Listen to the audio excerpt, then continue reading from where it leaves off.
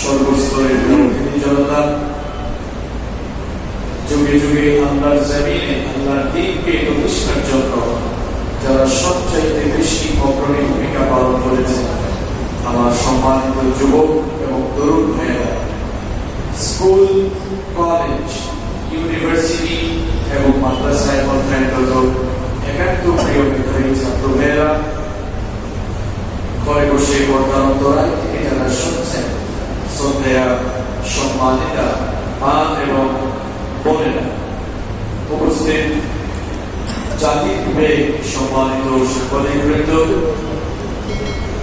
সম্মানিত বাংলাবাসী, সম্মানিত সংগ্রামী বীর চট্টলাবাসী, আপনারা সবাই কেমন আছেন? আলহামদুলিল্লাহ।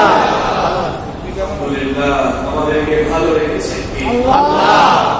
গোটা দুনিয়ার এই প্যান্ডেমিক সিচুয়েশনে আমাকে আপনাকে যিনি সুস্থ রেখেছেন, আমাকে আপনাকে যিনি ভালো রেখেছেন, অত্যন্ত দয়া এবং করুণা করে কোরআনে কারীমের এই প্রোগ্রামে বসার জন্য যিনি তৌফিক দিলেন, সুযোগ করে দিলেন, আমরা খুশি হয়ে সেই আল্লাহর জন্য বলছি আলহামদুলিল্লাহ। আলহামদুলিল্লাহ।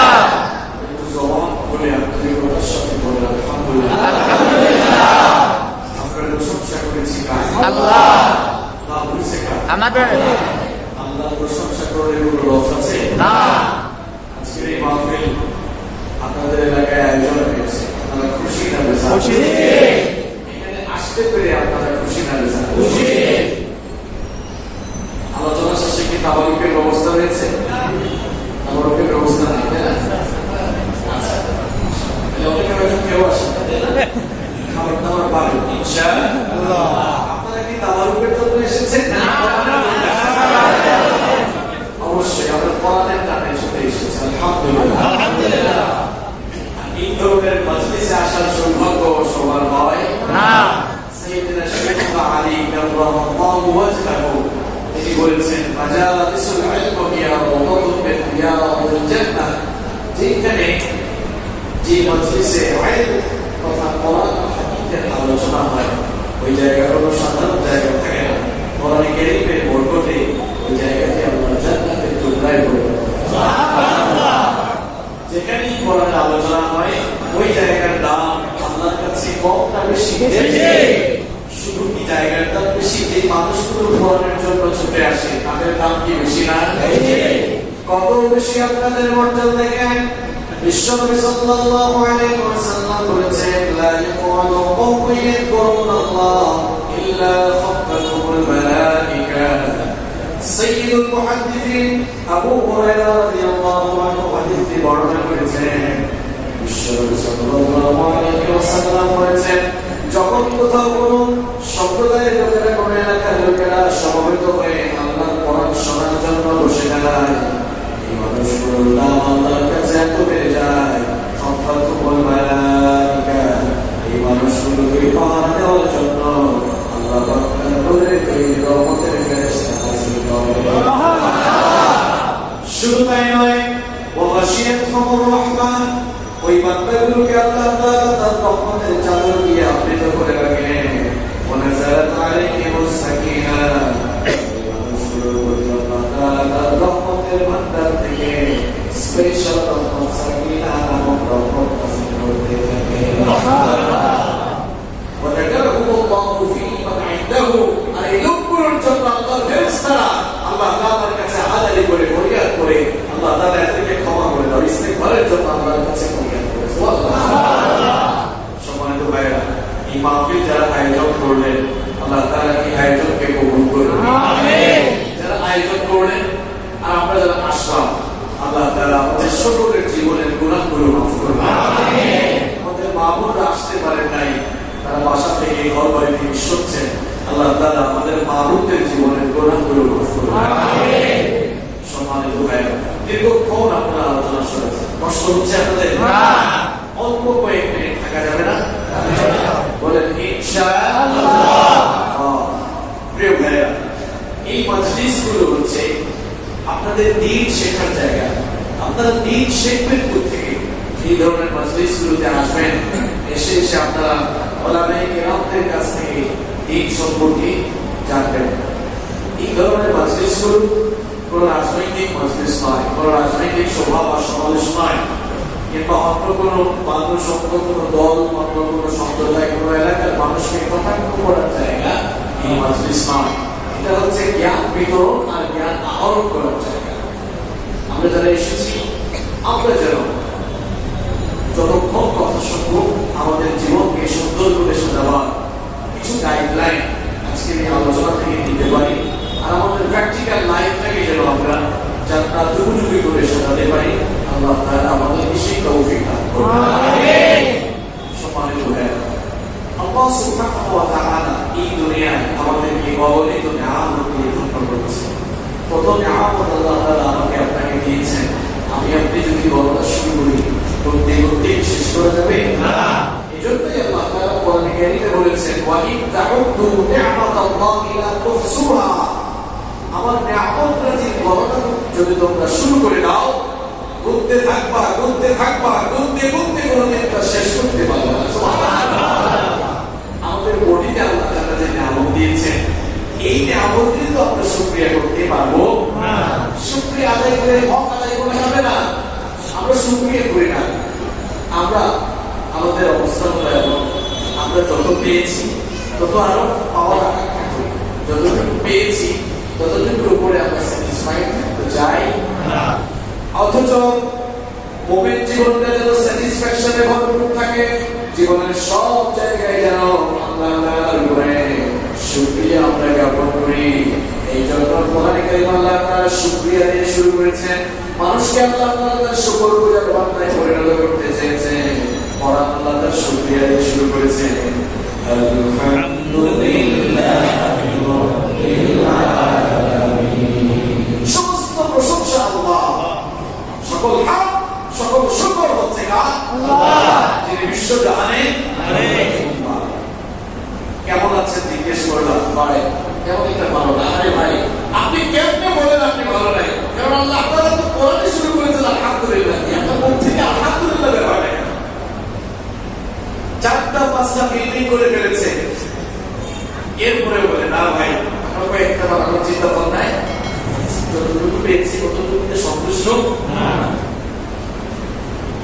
বিশ্বনবী সাল্লাল্লাহু আলাইহি ওয়াসাল্লামের একটি হাদিস আমার মনে পড়ে গেল।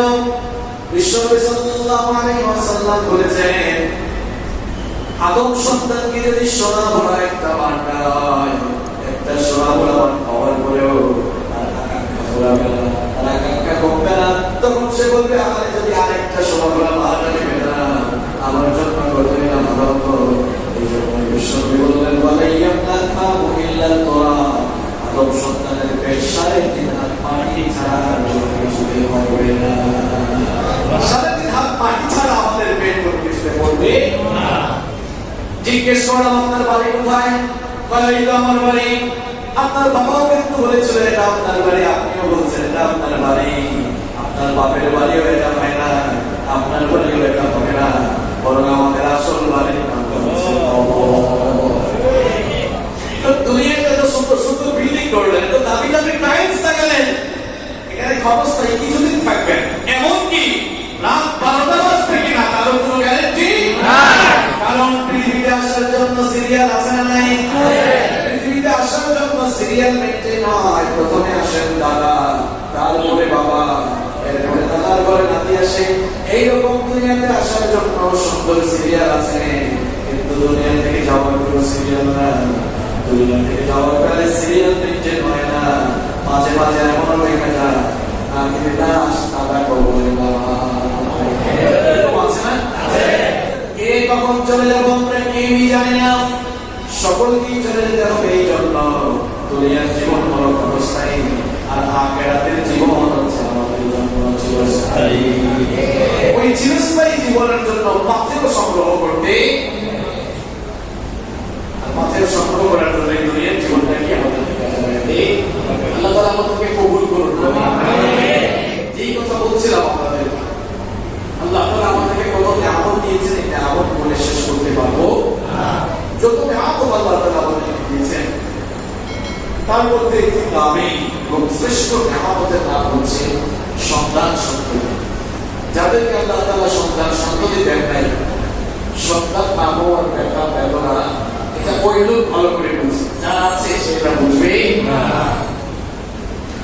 কোটি কোটি টাকা আছে, গাড়ি বাড়ি ইন্ডাস্ট্রি সবকিছু আছে, কিন্তু সন্তান নাই, ওই লোকটার মনের দুঃখ করতে আপনি বুঝতে পারবেন না। মানুষের জীবনকে ভারসাম্যপূর্ণ এবং আকর্ষণীয় করার জন্য আল্লাহ তাআলা মানুষকে সন্তানের দান করেছেন এবং সন্তানাদি দেওয়ার মাধ্যমে পৃথিবীতে আল্লাহ তাআলা মানব বংশের বিস্তার ও সফল করছেন। সন্তান সন্ততি যারা পেয়েছেন তাদের উপরে নিরাপত্তি দায়িত্ব রয়েছে। আপনার এই সন্তানকে সুসন্তান হিসাবে লালন পালন করা, এটি বাবা হিসাবে মা হিসাবে আপনার রেসপন্সিবিলিটি, আপনার দায়িত্ব। আমরা বিভিন্ন জায়গায় মাহফিলে গেলে অনেকে বলে, হুজুর আমাদের ছেলে মেয়েরা আমাদের কথা শুনেন, আমাদের সাথে বেয়াদবি রাগ করে কথা বলে, জিদ্দি দিয়ে কথা বলে, তো একটু মা বাবার খ্যাতমতের ব্যাপারে কিছু কথা বলে। সন্তান অবশ্যই তার মা বাবার খ্যাতমত করবে, কারণ আল্লাহ তাআলার আনুগত্যের পরেই, রাসূলের আনুগত্যের পরেই মা বাবার খ্যাতমত করাকে অপরিহার্য করে দিচ্ছেন কে? আল্লাহ। সন্তান যেমন আপনার খ্যাতমত করবে, ওই সন্তানকে খ্যাতমত করার উপযোগী বানানোও কিন্তু আপনার কথা বুঝেন না। আপনি আপনার সন্তানকে খ্যাতমত করার উপযোগী বানালেন না, আর তার কাছ থেকে খ্যাতমত পাওয়ার আশা করেন, এটা তো ঠিক হলো না। সন্তানকে খ্যাতমত পাওয়ার উপযোগী বানাতে হবে। সন্তানের প্রতি আপনার সার্ভিস কি হবে, আর বাবা মার প্রতি সন্তানের সার্ভিস কি হবে, আজকে কোনটাই আমরা আলোচনার মাধ্যমে জেনে নেওয়ার চেষ্টা করব ইনশাআল্লাহ। সন্তান লালন পালনের কিছু ফর্মুলা আজকে আপনাদের সামনে দিব। বহুকাল ধরে আপনারা বিভিন্ন ধরনের ওয়াজ শুনতেছেন, তাই না? আমার ইসলাম শুধু কি আখিরাতের কথা বলে, নাকি দুনিয়ার জীবন কিভাবে সাজাবেন সেই কথাও তো বলে? সেই কথাও বলে। এজন্য আজকে এক্সক্লুসিভ কিছু কথাবার্তা আপনাদের সামনে আমি শেয়ার করতে চাই, এবং এগুলো মসজিদে রেখে গেলে চলবে না, এগুলো আপনাদের বাসা পর্যন্ত নিয়ে যেতে হবে। পারবেন তো ইনশাআল্লাহ? যাদের কাছে অ্যান্ড্রয়েড ফোন আছে, নোট করে রাখবেন, পয়েন্টগুলো নোট করে রাখবেন। এটা আপনার ক্লাস, এটা আপনার জন্য ক্লাস। এগুলো শিখে তারপরে আপনাকে বাড়ি যেতে হবে ইনশাআল্লাহ। আমরা আজকে কথা বলবো সন্তান লালন পালনের ফর্মুলা কেমন হওয়া উচিত। আমরা কিভাবে আমাদের সন্তানদেরকে সুসন্তান বানাবো, আমরা কিভাবে আমাদের সন্তানগুলোকে নেককার সন্তান বানাবো, আজকে সেই ব্যাপারে আপনাদের সামনে আমি 20টি ফর্মুলা পেশ করব। কয়টি ফর্মুলা? 20টি। আমরা আজকে আলোচনার শিরোনাম হচ্ছে সন্তান লালন পালনের কয়টি ফর্মুলা? 20টি ফর্মুলা। শুনতে রাজি আছেন তো? নাম্বার 1, এক নাম্বার হচ্ছে এজ এ ফাদার, আপনি একজন বাবা হিসেবে আপনার সন্তানের প্রতি আপনার প্রথম যে রেসপন্সিবিলিটি থাকবে সেটা হচ্ছে সন্তানকে একজন নেককার মা উপহার দেবেন। অর্থাৎ আপনি যখন আপনার দাম্পত্য জীবন শুরু করবেন, পারিবারিক জীবন শুরু করবেন, আপনি নেককার একজন নারীকে বিয়ে করার মধ্য দিয়ে আপনি আপনার দাম্পত্য জীবন শুরু করবেন। কারণ পৃথিবীতে নেককার নারীর মর্যাদা কম না বেশি? এই জন্য বিশ্বনবী সাল্লাল্লাহু আলাইহি ওয়াসাল্লাম বলেছেন মুসলিম শরীফের হাদিস, আদ-দুনিয়া কুল্লুহা মাতা' ওয়া খায়রু মাতা'আদ দুনিয়া আল-মারআতুস সালিহা। দুনিয়ায় তোমরা যা কিছু দেখো, দুনিয়ার সব কিছুই হলো সম্পদ, আর দুনিয়ার সকল সম্পদের মধ্যে নেককার নারী হচ্ছে সবচেয়ে শ্রেষ্ঠ সম্পদ।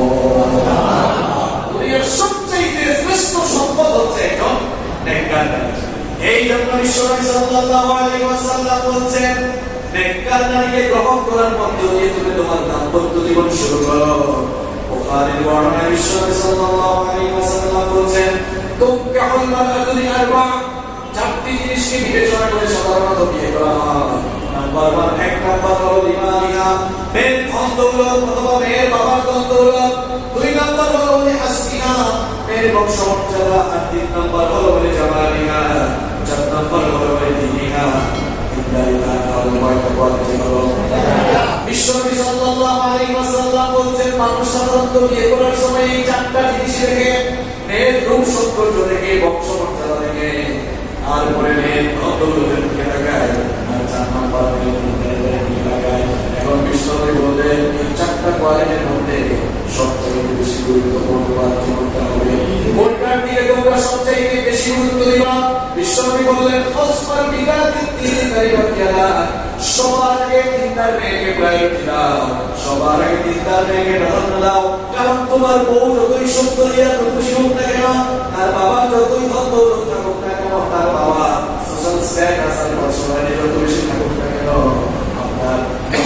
আপনার ওয়াইফের মধ্যে যদি দিনদারিতা না থাকে, তার মধ্যে যদি নামাজ না থাকে, তার মধ্যে যদি পর্দা না থাকে, কোরআন হাদিসের আমল না থাকে, এবং দিনই না এবং পর্দা না থাকে, গ্রহণ করে দাম্পত্য জীবন শুরু করলে আপনার ঘরটা জাহান্নামে পরিণত হয়ে যাবে।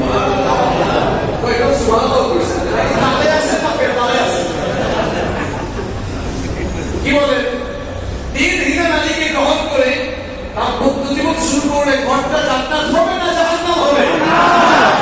আর আপনার বউটা দেখতে বেশি সুন্দরী না, তেমন খুশি না, গরিব ঘরের মেয়ে, আবার ধন দৌলত বেশি নাই, খুব সমস্যা তো অত ভালো না, কিন্তু মেয়েটার ভিতরে দিনদারিতা আছে, তার মধ্যে নামাজ আছে, তাহাজ্জুদের আমল আছে, কোরআনে কারীমের তেলাওয়াত শুরু, এরপরে কোরআনে কারীমের তেলাওয়াত করে দিন শুরু করে পর্দা করে ঘর থেকে বের হয়, কোরআন হাদিসের আমল তার মধ্যে আছে।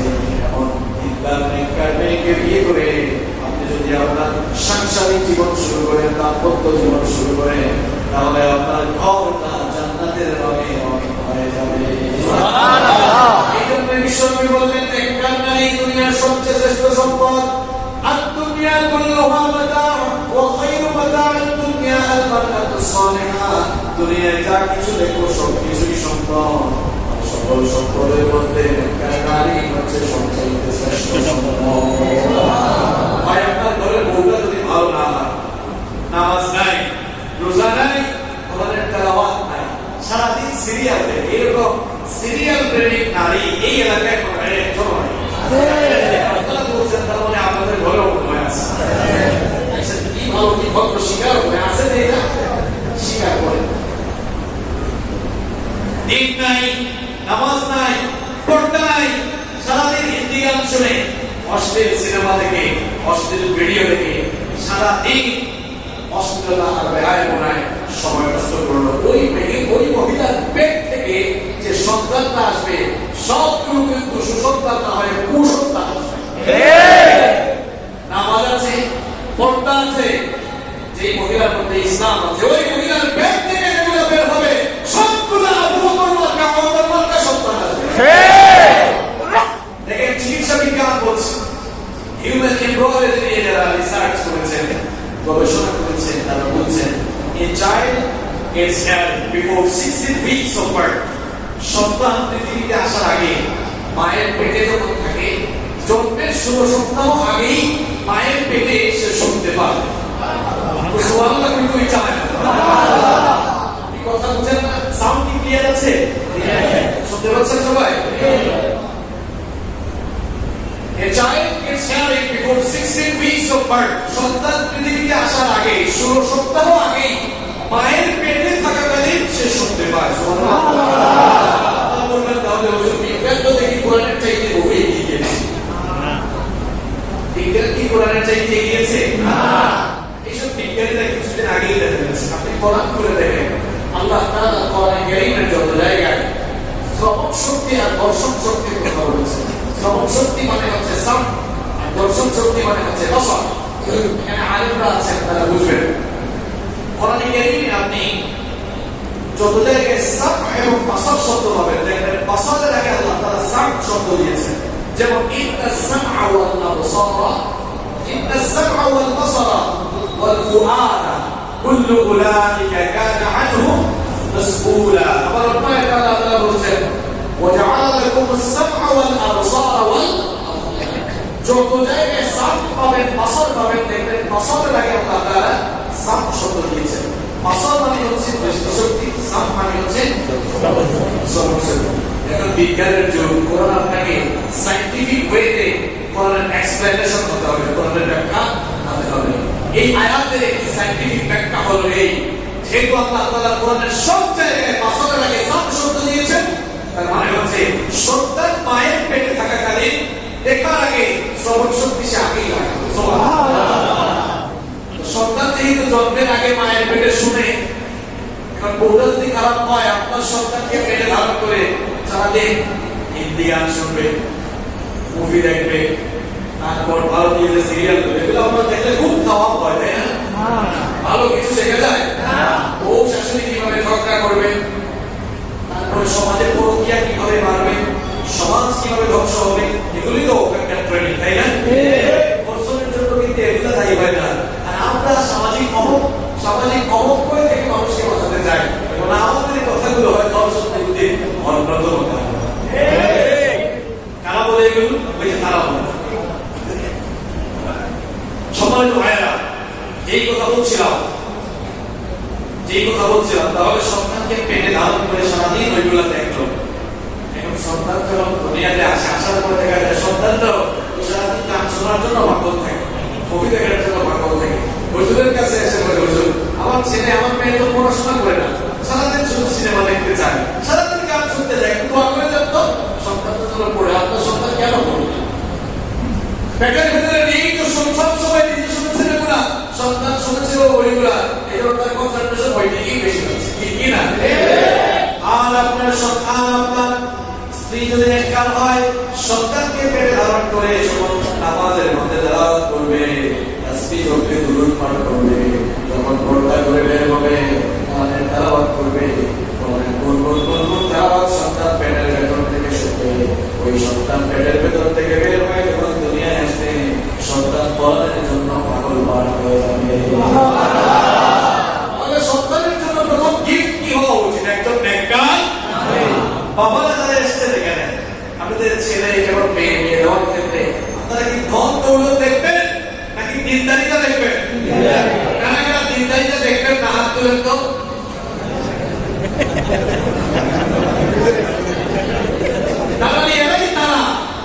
যারা হাত তুলছে এরাই তারা যারা বিয়ের সময় বলে আমার কিন্তু 1000 লোক আসবে খাওয়াইতে হবে, ঠিক না? সামনে আলোচনা আসবে। প্রিয় ভাইয়েরা, যুবক এবং তরুণ ভাইয়েরা, যুবক ভাইয়েরা, তোমরা যারা বিয়ে করো না, বিয়ে করতে চাও না? বিয়ে করতে চাও কিনা? বিয়ের কথা শোনার পর তারা কি খুশি। বিয়ে করার সময় শুধু সুন্দরী মেয়ে থেকেই দৌড় দিও না, এই মেয়েটার ভেতরে দিনদারিতা আছে কিনা, নামাজ আছে কিনা, পর্দা আছে কিনা, সেটা সবার আগে দেখার দরকার আছে না? নাই? যদি মেয়েটার ভেতরে দিনদারিতা থাকে, তাহলে তোমার ঘরটাকে জান্নাত বানিয়ে দিবেন কে? তাহলে বাবা যারা এসেছেন, ঘর থেকে যে মায়েরা শুনলেন, ছেলে বিয়ে দেওয়ার ক্ষেত্রে, মেয়ে বিয়ে দেওয়ার ক্ষেত্রে আপনার নেককার দিনদার ছেলে এবং দিনদার মেয়েকে প্রায়োরিটি দিব ইনশাআল্লাহ। আমার প্রিয় পরিবার তোমরা যুবক ভাইরা, অবিবাহিত যারা আছেন, বিয়ে করার সময় দিনদার মেয়েকে প্রায়োরিটি আমরা দিব ইনশাআল্লাহ। তাহলে সন্তানের জন্য প্রথম গিফট হচ্ছে তাকে একজন নেককার মা বাবা এবার সে ফর্মুলায় চলে যাচ্ছে। এরপরে সন্তানের প্রতি মা বাবার 2 নম্বর দায়িত্ব হবে সন্তান পাওয়ার পর কার প্রশংসা করা দরকার? আল্লাহ। সন্তান দেওয়া আর না দেওয়ার মালিক কে? আল্লাহ। কারীমের 42 নম্বর সূরা সূরাতুশ শুরা এর 49 এবং 50 নম্বর আয়াতে আল্লাহ সুন্দর করে বলেন, লিল্লাহি মুলকুস সামাওয়াতি ওয়াল আরদি ইয়াখলুকু মা ইয়াশা ইয়াহবু লিমান ইয়াশা'উ ইনাসান ওয়া ইয়াহবু লিমান ইয়াশা'উ আও يزوجهم ذكرانا وإناثا ويجعل من يشاء عقيما إنه عليم قدير। আল্লাহ বলেন, আকাশের জমিনে যা কিছু আছে সব কিছু একচ্ছত্র মালিকানা কার হাতে? আল্লাহ। যা চান তাই তিনি সৃষ্টি করতে পারে, তিনি যাকে চান কন্যা সন্তান দান করে, আবার যাকে চান পুত্র সন্তান দান করে, আবার আল্লাহ তাআলা যাকে ইচ্ছা ছেলে মেয়ে তুলিয়ে দেয়, আবার যাকে মন চায় ছেলেও দেন, তাহলে বন্ধা অবস্থা সব ক্ষমতা কার কাছে? আল্লাহ। এই জন্য সন্তান যদি নাও থেকে চাইতে হবে কার কাছে? আল্লাহ। তাবিজের মোকাবেলা কি হওয়া যাবে না? আমার দেশে কিছু কপাল পোড়া মুসলমানরা আছে, সন্তান হয় না, হুজুরের কাছে গিয়ে বলে, হুজুর আমার সন্তান হয় না, এখন কিছু তাবিজ লিখে দেন, সন্তান তো হয় না, দেখি তাবিজ দিয়ে কাজ হয় কিনা। আপনার হুজুরের সন্তান হয় না, এখন হুজুরের তাবিজ কি জোর করে বাচ্চা হবে নাকি? সন্তান যদি না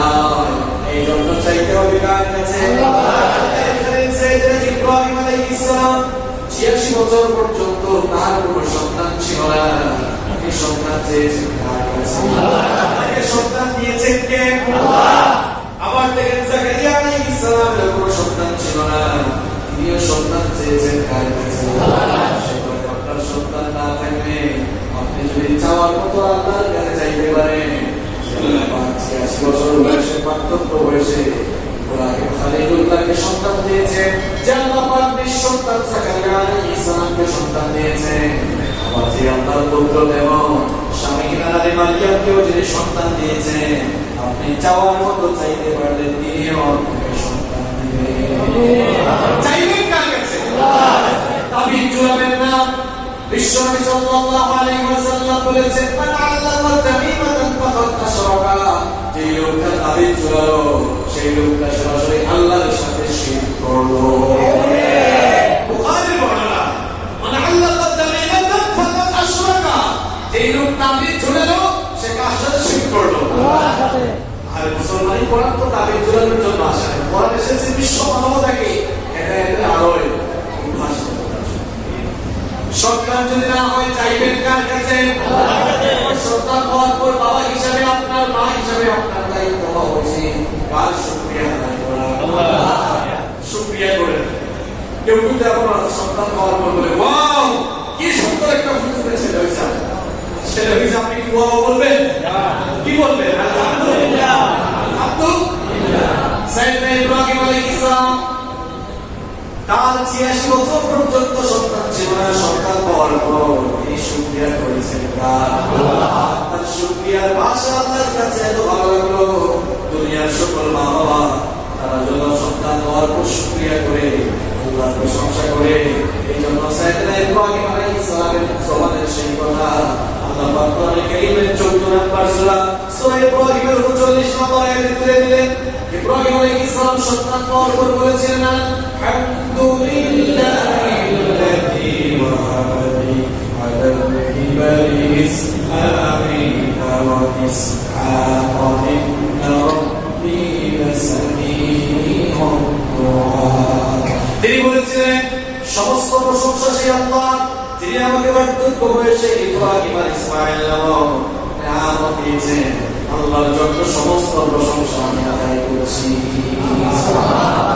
সন্তান পাওয়ার পর 2 নম্বর দায়িত্ব কি হবে? প্রশংসা করবেন কার? আল্লাহ। শুকরিয়া করবেন কার? আল্লাহ। কি মনে রাখতেছেন এগুলা? এর নাম্বার 3।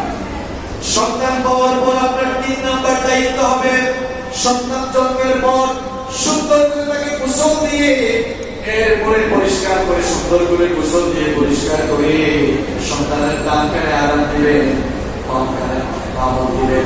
এটি আমাদেরকে শিখিয়েছেন মুহাম্মদ সাল্লাল্লাহু আলাইহি ওয়াসাল্লাম। সূরা আবু দাউদের বর্ণনা, عن عبيد الله بن ابي رافع عن ابيه قال عبيد الله بن ابي رافع তার বাবা থেকে এই হাদিসটি বর্ণনা করেছেন। তিনি বলেছেন, রাসূলুল্লাহ সাল্লাল্লাহু আলাইহি ওয়াসাল্লাম আদনা ফি বুদুল হাসানাইন হিনা ওয়ালাদাতহু ফাতিমাতু বিস-সালাহ।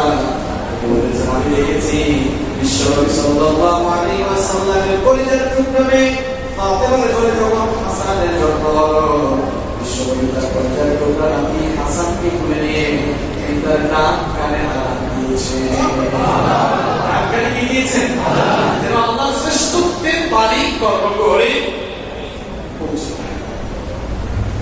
এখন তো সন্তান আশাবাদী তো কম, বেশিরভাগ হসপিটাল আর ক্লিনিক সেখানে আসান দেওয়া কেউ থাকে না। সিজার কমটা বেশি, সিজার কমটা বেশি। বলেন তো হুজুর, আপনার দাদা দাদি, মা চাচি আগেকার যারা ছিলেন এতগুলো সন্তান জন্ম দিয়েছেন,